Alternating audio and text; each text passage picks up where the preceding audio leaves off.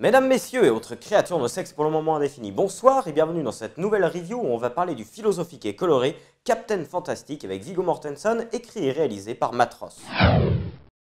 Tout d'abord, une fois n'est pas coutume, concentrons-nous un petit peu sur le réalisateur et scénariste du film.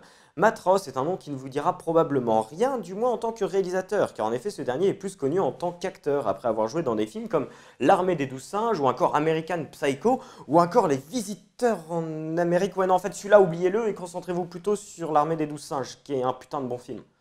Avec Captain Fantastic, il signe là son deuxième long métrage, le premier étant le méconnu 28 Hotel Rooms, racontant une longue histoire d'infidélité ne prenant place que dans des chambres d'hôtel. Le film a également reçu quelques prix, notamment celui de la mise en scène à Cannes, et surtout les prix du jury et du public du festival de Deauville.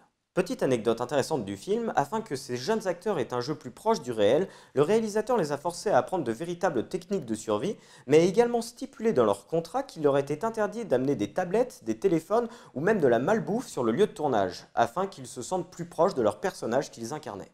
Malgré ça, le film a souffert de quelques critiques, le comparant notamment à l'excellence de Mosquito Coast avec Harrison Ford, qui a raconté l'histoire d'un inventeur qui partait fonder sa propre société dans une jungle du Honduras.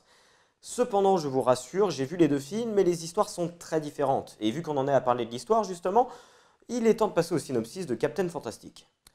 Captain Fantastic, contrairement à ce que son nom indique, n'est pas un nouveau Marvel moisi. Non.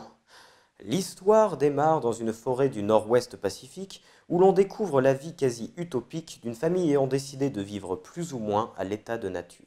Ben et Leslie ont appris à leurs 6 enfants depuis le plus jeune âge à cultiver leur propre nourriture, mais aussi à chasser, sans oublier de leur apporter une éducation digne de ce nom. Cependant, on apprend très vite que Leslie, hospitalisée depuis 3 mois due à une maladie mentale, vient de mettre fin à ses jours. Ben est alors perçu comme étant le responsable aux yeux de son beau-père, qui lui interdit de mettre les pieds à l'enterrement de sa fille, sous peine de le faire arrêter. Malgré quelques facilités en termes de découpage technique, le réalisateur saura s'accorder quelques folies en termes de cadrage, donnant ainsi lieu à quelques champs contre champs un petit peu moins classiques, en se servant notamment du rétroviseur du bus familial. Un petit détail en soi, mais qui accordera sa part d'originalité au film. De plus, la profondeur des personnages, que ce soit psychologiquement ou même vestimentairement, montre que le film a été pensé et repensé par son créateur, donnant ainsi une histoire aboutie et qui, contrairement aux films qui sortent actuellement, n'est pas parsemé de failles. Enfin, le film arrivera à parler poétiquement de l'affrontement entre l'utopie créée par le couple et la société actuelle, donnant lieu à quelques débats intéressants d'un côté comme de l'autre. Cela dit, sachez avant d'aller voir le film que celui-ci expose une vision du monde très athéiste et que si jamais vous êtes croyant, certains propos pourraient être très mal pris. En effet, le réalisateur n'y va pas de main morte et présente notamment les religions comme, je cite, les contes les plus dangereux ayant jamais été inventés. Bref, Captain Fantastic devrait vous plaire si tout comme moi vous aimez les films qui remettent en cause l'évolution de la condition humaine ou même notre façon d'être de tous les jours. Et même si l'entièreté du film ne vous plaira pas forcément, je suis sûr que vous trouverez de ci de là une ou deux idées qui vous pousseront à réfléchir.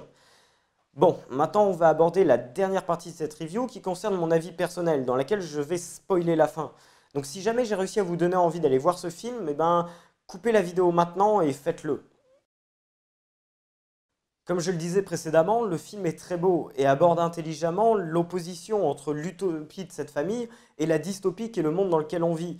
Mais à côté de ça, le film n'est pas parfait pour autant. Je me serais bien notamment passé des moments où Ben va reparler à sa défunte femme pendant son sommeil, qui me rappellent avec effroi les interminables apparitions d'Erwan dans Le Seigneur des Anneaux.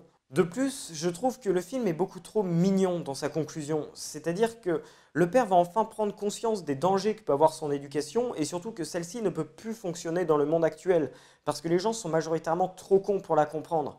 Et il va d'ailleurs dire une phrase que j'ai trouvée très jolie et qui est « C'était une belle erreur, mais une erreur ». Et selon moi, cette phrase aurait dû symboliser la conclusion psychologique du personnage et ainsi la métaphore du film qui vise à critiquer la manière de penser de la masse et son irréversibilité aurait eu tout son sens. Mais non, parce que la famille va au final se réunir et partir vivre en semi-état de nature dans une ferme adaptée à leur style de vie. Alors, d'un côté, la fin marche, parce que la famille se retrouve malgré tout contrainte à s'adapter à notre style de vie à nous. Et d'ailleurs, les enfants retournent étudier à l'école. Et en gros, on se retrouve à peu près dans la conclusion que j'aurais aimé voir. Mais là où je suis un petit peu dérangé, c'est que, selon moi, pour que la critique soit vraiment totale et soit vraiment appuyée dans le film, Il aurait fallu que la famille soit confrontée à un plus grand nombre d'échecs et que surtout le rappel à la dure réalité soit bien plus violente que ça. Enfin bref, c'était mon avis pour Captain Fantastic, qui reste malgré tout un très bon film et que je vous recommande, même si je vous ai spoilé un petit peu la fin, parce que oui, vous avez les dernières grandes lignes du scénario, mais il y a quand même encore plein de trucs à voir. Donc n'hésitez pas à y jeter un œil, ça vous changera des Marvel et de toutes ces merdes qu'on a l'habitude de bouffer par abondance. Et sur ce, moi je vous dis à la prochaine.